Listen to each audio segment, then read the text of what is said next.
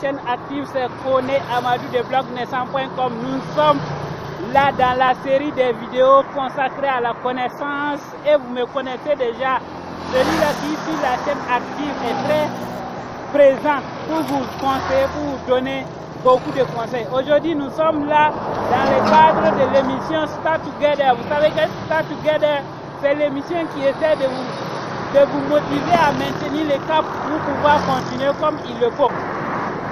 Aujourd'hui, nous parlons de connaissances et la question est-ce qu'il faut partager ses connaissances? Ou plutôt, on va dire, quels sont les bienfaits à partager sa connaissance? Je suis en pleine rue, je marche au milieu de la route plutôt.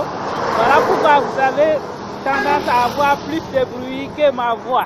Donc, faut-il partager ses connaissances? Oui. La plupart des gens ou de nombreuses personnes pensent qu'il ne faut pas, quand ils connaissent quelque chose, ils ont l'intention de cacher ça. Vous savez, si les gens cachaient les connaissances, vous n'aurez pas d'informations sur Internet. La preuve est que quand vous cherchez quelque chose, dès que vous tapez sur Internet, vous verrez que quelqu'un va vous offrir ça. Pourquoi tous ces gens partagent leurs connaissances? Pourquoi les gens écrivent des livres? Même s'ils les vendent ou bien ils les distribuent gratuitement, pourquoi les gens écrivent des livres? Voici au moins 4 raisons valables pour que vous donnez à quelqu'un ce que vous ne savez pas. Ce que vous savez plutôt. Et il y a une citation indienne qui dit que tout ce qui n'est pas donné est perdu. Donc la connaissance que vous avez et que vous n'avez pas donnée, elle est perdue. Première raison, celui qui partage reçoit toujours davantage. En partageant une chose que vous avez, non seulement les personnes vont vous amener à apprendre quelque chose d'eux et aussi à améliorer ce que vous connaissez ou bien même vous donner des idées pour pouvoir améliorer encore vos connaissances.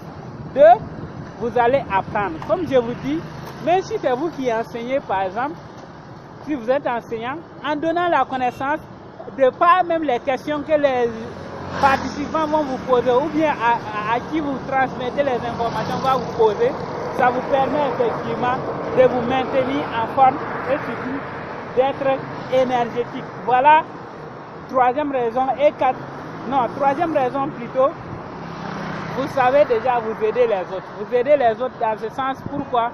Parce que quoi que vous faites, vous aidez énormément les autres et ça va les permettre d'avancer aussi. Par contre, quand ils avancent, vous avancez. Voilà pourquoi la quatrième raison, je dirais que vous êtes en avance. Vous êtes en avance, voilà pourquoi vous pouvez leur apprendre quelque chose. Vous voyez là, plein de véhicules qui passent, donc je suis au bord de la route. Et voilà pourquoi vous m'entendez un peu faiblement.